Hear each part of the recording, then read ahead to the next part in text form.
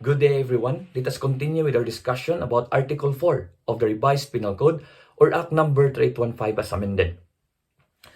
Article 4 provides who incurs criminal liability.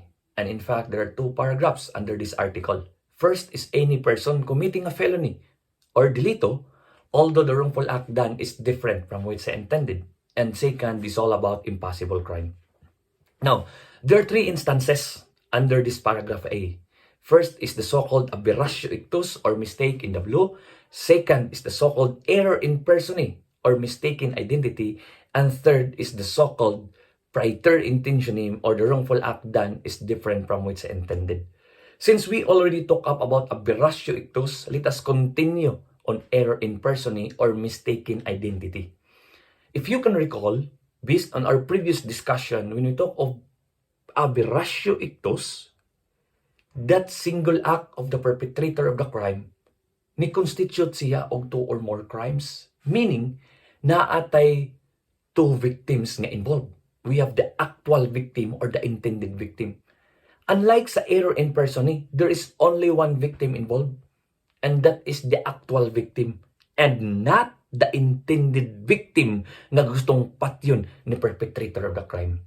See for example, si A gusto niyang patyon si B.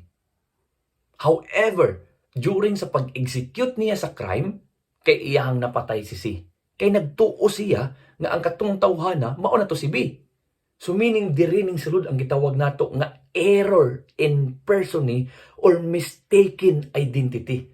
Kay nagtuo siya nga ang iyahang gipatay mao na si B, pero it turns out nga si C di ay. So, mao na siya ang error in personae, ing ana ka simple.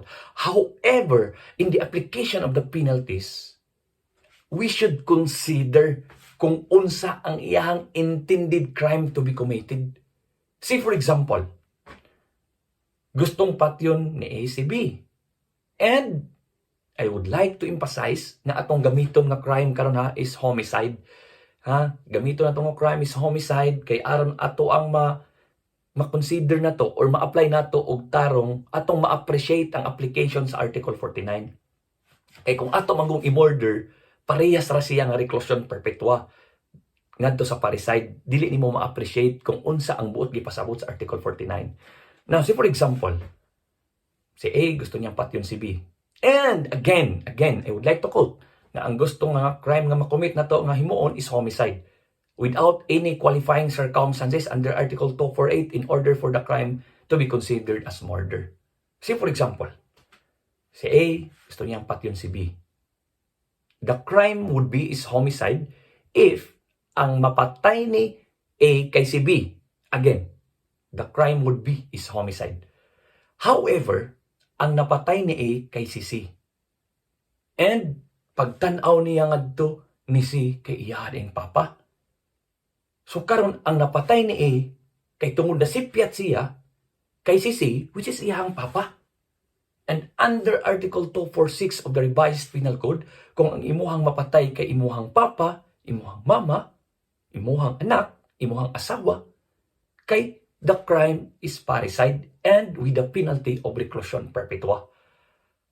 However, in this case, nasipyat man si A, which is the perpetrator of the crime, kay ang iyang tang gustong patyon si B man, karon niya napatay si C. Kung mangutana si examiner, what's the crime committed? The crime committed is parricide, kay imuhang napatay imuhang mang papa. But kung naay additional question nga, what is the penalty to be imposed against A? Then the penalty is reclusion temporal. Nga naman, because Article 49 provides that in cases kuno where the penalty is heavier than to the intended crime to be committed by the perpetrator of the crime, the penalty imposed must be on the intended crime to be committed. Di ba ni anak ko ganiha nga kung si B ang mapatay ni A, the crime committed would be is homicide. And homicide has a penalty of reclusion temporal. Klaro ta ha? Karon, ang iyang na-commit nga krimen is parricide, kay iyang papa ang iyang napatay. However, kini siya na instances, it's because of the error in personae. Kay wala may intention si A nga iyang patyon si C. Karon we will apply Article 49 because there is error in personae. Karon kay naa may error in personae, ang imuhang i-apply nga penalty is katong para sa homicide. Nga naman, mao na yung intended crime to be committed. Dili man ang katotoang parricide. So, ang pangutana, what's the crime committed is parricide. Pero ang penalty is not reclusion perpetua, but you will apply the penalty katong sa iyang intended crime, which is reclusion temporal for the crime of homicide. So, I hope klaro ta ha? Klaro ta about aning error in personae in the application of the penalties. Balik ko na ko. The crime committed is parricide, kay iyang napatay iyang papa. Pero sa pagpatay niya sa iyang papa, wala siya intention to commit the crime. And don't worry, kaya atong i-discuss about Article 3 ha, aron inyong masabtan. Karon, niana man ta sa Article 246 nga in relation to Article 250 nga ang penalty sa parricide is reclusion perpetua. Kung panalitan na ka-intention to kill your father. But in this scenario, what's your intention to kill his father? Napatay lang na niya because of the error in personae. Therefore, adto ka sa Article 49. Imong tan-awon unsa may ang gustong himuon?